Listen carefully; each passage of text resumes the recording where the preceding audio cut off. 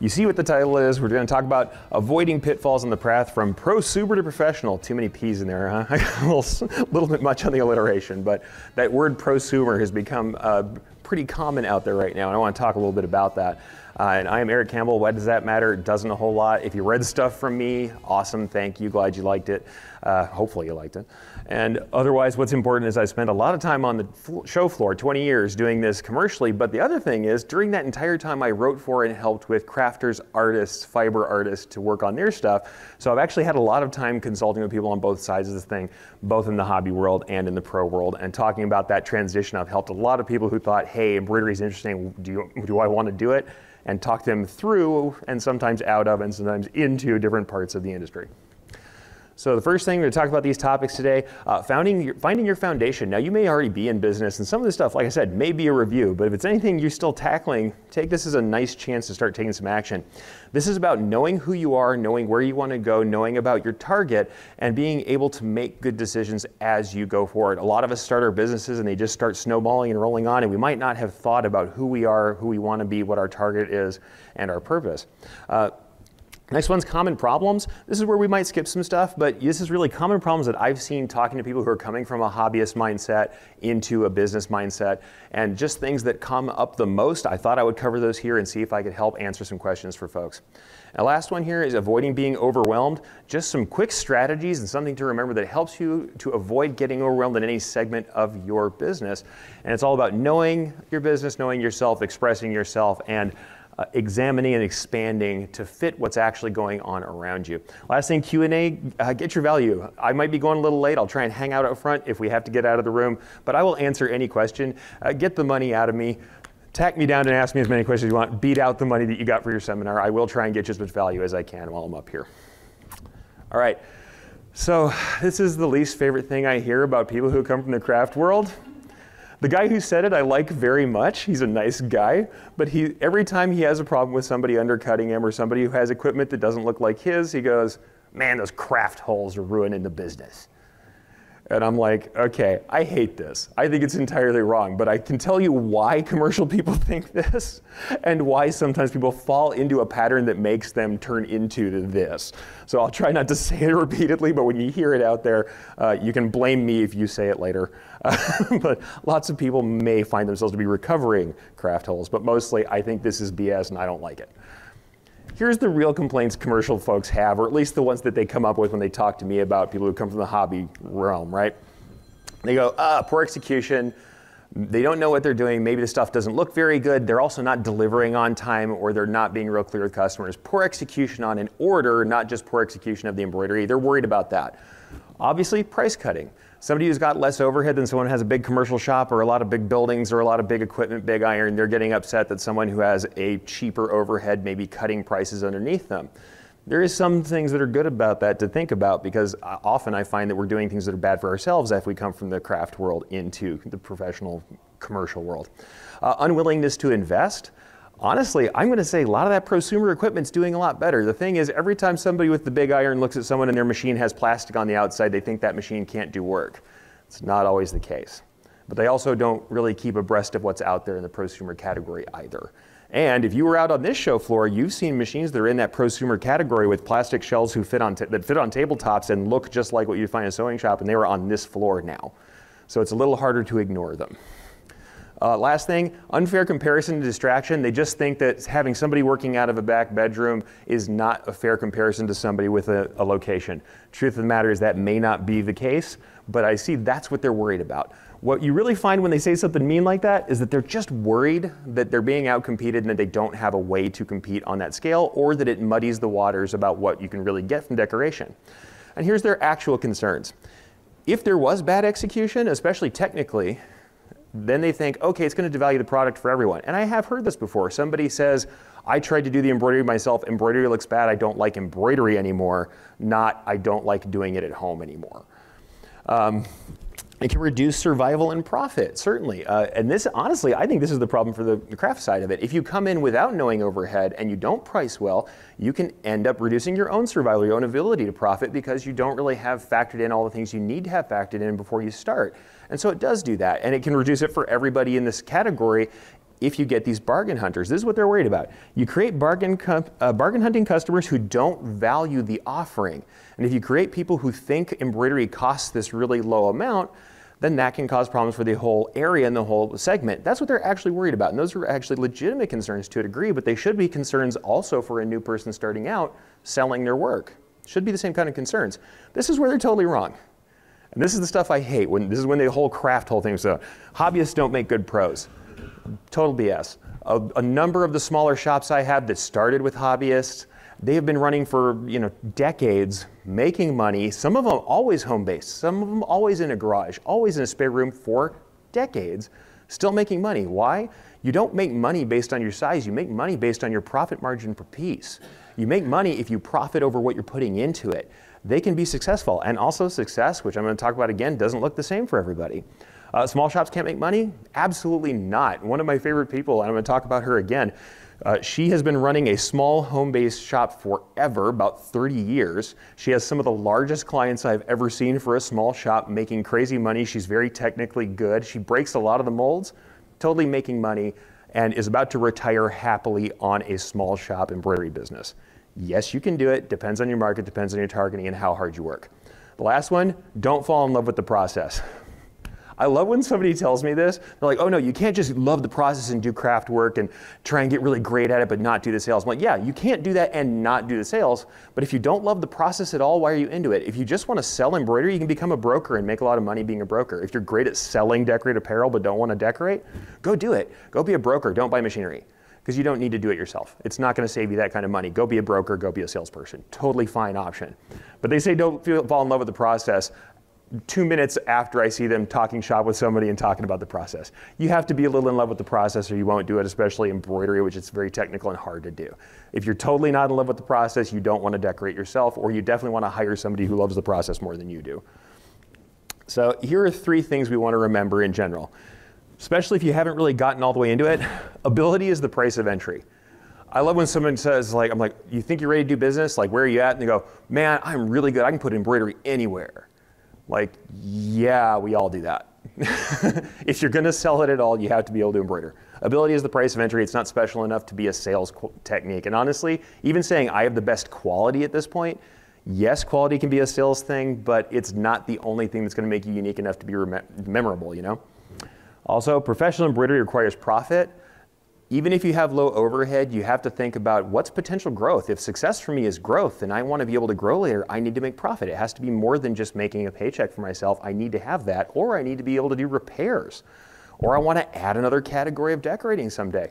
It requires profit. So not thinking in a profit mindset is always bad for you. And the last one here, selling isn't a dirty word, especially coming from a craft or an art market. Sometimes I'll have people come in and they don't know how to sell, they don't feel comfortable with it, or they don't know how to put themselves out there.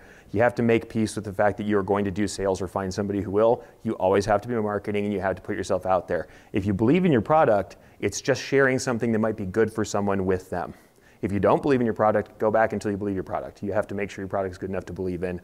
Then you won't feel like it's hucksterism and used car salesman time.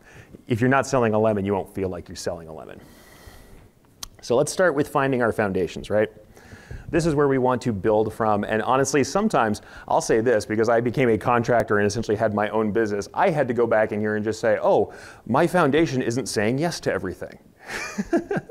When you first start out, sometimes you just say yes to every opportunity without thinking about what it is you want to do or who you are. So which one of these shops is successful? This is the first thing. We're going to try and define a success condition. On the left-hand side is a small corner of the shop I worked in where we usually ran around 68 heads. We had up to 100 at any given time. Medium-sized shop, not a huge football field, but a decent-sized shop, right? Multi-decoration, we had a campus with screen printing and every other kind of printing you can imagine, and this is the embroidery department. On the right-hand side, a woman running a business who has 2 heads in her basement, right? Both. She ran for about 20 years. This other one's been over 30 years, and both of them are making a profit the entire time. They're different segments. They don't have to look one way for it to be successful. If you want a big business, that's something to grow to. That's a goal you can work on. If you want a small business, perfectly fine. It just changes the margins and the way you market yourself. So both of these are equally useful. There's no singular model for success. Sometimes when I get around entrepreneurs who want to kind of buy into the entrepreneurial spirit, It's all about getting big quickly. That can be a way to go. Small, high margin stuff that makes you money, that keeps you doing what you want to do is also fine. I'm not going to say that you have to be jumping into the big shop mentality to get things done. So, this is what success really requires in my opinion. You want to define a success condition. What does success look like to me? How is it going to feel? What am I going to live like? What is the business going to do? What am I going to target? Success condition, we'll talk about it more. You want to discover your tribe. This is internally and externally. Who would I want to be around me supporting me? Who is going to work for me if I'm going to have clients, and how is that going to feel? Also, externally, who am I going to market to? Who's going to be my target? Who will support me externally, both by buying my products and by sharing information about me, since word of mouth and social sharing are key right now to marketing, and they always have been, really. Not much difference from word of mouth and social media. Then to make a plan, we're not going to go super deep into a business plan. I'll talk about some things I think you should write down that would help you kind of formulate these things. And lastly, act. If you're not acting toward a goal, then you're really not moving. Everybody says they're afraid to move towards something. The truth of the matter is if you don't move at all, it's already dead on arrival. So you have to act to get going, and it's okay to change your mind, and I'll say that 15 times because I've been in businesses that pivot and succeed harder after the fact. But they were already moving toward a goal and doing things that were common to multiple goals on the way. So, success condition. First thing, what part do you see yourself playing in the operation of your business? Especially when people are starting their own as solopreneurs, if you are the sole operator, trying to figure this out is pretty important. What part do you see playing in the operation of business? What are you doing every day? What does it actually look like to continue doing what you're doing now? Or do you think you could safely move out of it? If you really want to stay in the embroidery side of things, there are some really great ways you can partner up with people where you don't do the business that does need to be done. What kind of business do you imagine working in? Not everybody wants to be in a big factory location like I grew up in, where it's like big multi-heads and doing all this stuff, where it's large mass quantities moving through. Some people are doing monogram shops, you're doing gift shops, they're having home decor, they have cut and sew operations, or there's just home smaller decorators who have higher margins, smaller runs. All of these things are possible and could be aided, by knowing what kind of life you want to lead and what it literally looks like day to day to be in your shop, be in your business. And what does success look like for you in your business? You'll hear the pejorative, this guy just made himself a job. I don't think that's a pejorative thing. We shouldn't be cussing people for saying, I want to make enough money to live and keep doing what I want to do. I think that's fine. Especially in this world where we're overlapping and doing side hustles, things like that. We're trying to kind of get up overlapping, keeping some money coming in from another job while we work on something so that eventually we can flip the switch. Totally fine to do that, and I think that people who say it's not fine probably don't have a very realistic idea of what it is to take this money and work on it. Can you get investors, stuff like that? Yes, there's a lot more complication there too. It's all a choice you have to make on what your day looks like and what kind of risk you want to take. But this is the truth that I usually deal with when I'm on the more craft side. You guys here have probably already come in, you want to do business. I don't think this is a problem for most of you. But the truth of the matter is you have to do business to be in business. There's going to be paperwork, there's going to be taxes, there's going to be all of the little niggling stuff that has to be taken care of. And if you have employees, there's more and more and more of it. But it has to be done. Same thing with marketing. Marketing never stops. If you ever stop marketing, you're probably starting to shrink. You have to keep selling what you're doing. Now, certainly there is a point at which you say, this is the amount of work I can get done and I need to look at expansion or something else. Maybe you pull back a little bit, but if you stop trying to put yourself out there, the likelihood is people forget about you. But in general, you have to do business to be in business, but I've seen this be successful several times, large shops in fact, some of these. You can choose to learn the basics and hire or outsource to cover your weaknesses.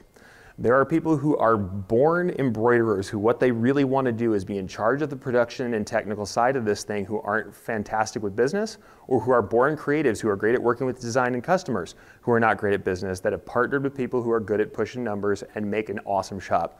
One of the largest shops I worked for, 2 brothers. First brother wanted to get in, he was an ad guy. He did a lot of sketching, ad stuff, and he started making t-shirts and doing embroidery with contractors. He was cutting ruby lith and making t-shirts in his garage and decided, I'm gonna move out. I'm gonna go do this thing. No organizational skills, love the man to pieces, not great at it, talks a lot of game, never writes anything on a calendar. Brings his brother in with him. His brother worked in banking, pushes numbers all day, awesome at keeping things straight, keeps a handwritten ledger for his own accounts. These two together built a tremendous business that was the one I showed you on the left-hand side there. Why? Synergistic, these two people worked together. He kept doing the creative stuff, kept helping with the art, talking with the clients, banking brother is behind the desk keeping the operation going. That is an option you can take. You don't have to take everything on yourself, especially if it's not your strength. Play to that strength, hire to your weakness. It's a tactic that I've seen work several times. So if you can partner somebody who has skin in the game and who takes a different segment of what you want to do, awesome way to handle it. But you do need to learn those basics so you can keep monitoring what's going on. After that, you want to discover your tribe. Internally, this means that you're trying to define your culture. What does it look like inside the business? How do we act? What do we believe in? What are we doing? How are we going to treat each other? How are we going to treat customers? What does it look like to operate on a daily basis? Even with yourself, I think you should define your culture. But it's really more about your personality when you talk about that. You define your purpose. Now, people say, okay, purpose, we're getting a little fuzzy here, man. Are you going to start talking about, doing good in the world? And I'd say a little bit. But I think that it's pretty well stated that employees and yourself, you're going to find more motivation. Intrinsic motivation comes from yourself if you're doing something more than trying to stack dollars. I mean, we all like stacking dollars. I know I do. I check my sales figures and I've got graphs everywhere and love it. But if there's a purpose more than that, even if the purpose is I want to serve this area that doesn't get enough apparel decoration better so that they have the best stuff they can get and they can express themselves and have awesome business marketing collateral, cool, that's a purpose. If the other people around you can see that purpose, and especially if you're hiring people and they get with that they, even if it is, I want to build this shop to be the most well-respected shop in my area, that can be a purpose too. Or I have a really cool guy that I got to meet doing an interview, and his purpose is to hire people who are on the autism spectrum and give them a place to feel at home and work. And he does that with his shop, and that's a uniting purpose that keeps everybody working with him going toward the goal. So having a purpose, and it can be mundane or it can be elevated, having a purpose keeps everybody pushing for that goal when the hard times come. Third one is personality.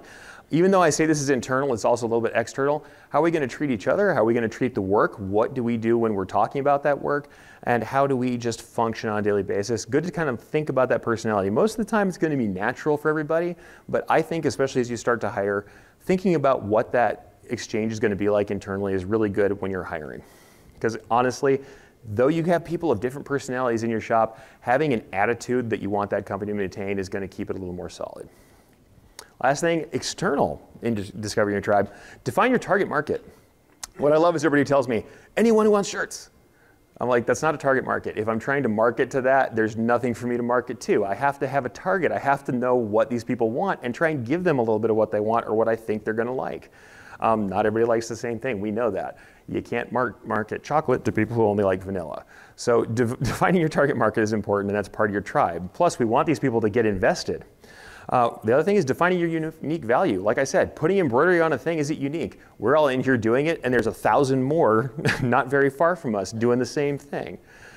Just being able to do it is enough. Having the equipment isn't enough unless you've got some really specialized equipment. You have to define a unique value. And it doesn't mean unique in the world. It means something that's going to make you stand out and choose. And sometimes that can just be your culture. That could be your personality, where people see the kind of people you are to work with and they like that. That can be enough. So it doesn't necessarily mean more labor put into my garment or different kinds of decoration, though that can work. It can also be, how do we run our clientele through this process? What does it feel like to work with us? What is our approach? How are we going to talk to customers? How are we going to market? What's the voice we're going to use? What kind of attitude do we have publicly? What kind of language do we use? Are we comfortable and casual? Are we super slick and corporate? What are we going to do? That approach also makes you who you are. Having a personality is really important because there's a ton of us out here. Being memorable, having a personality, and it can be anything. It can be, we're just the friendliest to deal with. That can be it. I mean, definitely lean into it, but that can be it. But define a unique value and define your approach. And for me, everything starts with writing. Anybody who knows who I am is probably like, oh yeah, right, well you write like 15 articles a month. Of course everything starts with writing with you. But I'm honest with this. Everything starts with writing, and frankly, there's study after study that says like when you're taking notes, when you're listening to something you write by hand, that you absorb more of it. I think that taking out a pad, writing these things down that we're talking about here, maybe going over those questions that are in my handout will help you formulate what you think about your business a little better. And then when you return to it later as a different person with some different experiences, you can reevaluate what you're doing. Success condition, what does success look like to me? What do I really want this thing to do? And by the way, remember, you can change these things at any time. Totally fine to start out with one view and then decide that's not what you want to do. Second thing, purpose. What purpose are we going to serve that's maybe not just decorate some garments or make some money? Think a little more than that. Unique value. Why would someone choose me over someone else who has a similar ability? And I'll say something slightly off color. I was at a wonderful conference with a designer, and what he said, he called it the HSF. I'm going to call it the holy something factor. Why does somebody look at your work or look at what you and go, holy shit, I want to work with that guy? Look for that. Look for your HSF. Look for unique value. Your intended tribe. Both if you're intending on hiring later, who do you want to work with? And later on, not later on, before that, who do you want to work with later on? And before that, who are you marketing to? Who do you think is going to support you? Who's going to share your work? Who is going to be into what you're doing and be your kind of word of mouth marketers? Method to market. We'll talk a little bit more about marketing later. You should think about who you're going to approach first and how, especially if you aren't doing it now, or how you're going to expand or market more from where you are now. And the last one, resources and reflection. You need to know your budget. You need to know your personal resources. What are you capable of right now? What are the people around you capable of? What support do you have? What kind of markets could you work with? Who do you know? Where could I take this thing right now? And then reflect on where are we right now and where do we want to be? Take stock.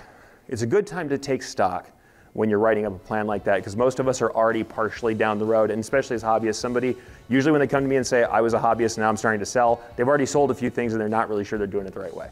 So it's good to reflect on your first experiences as well.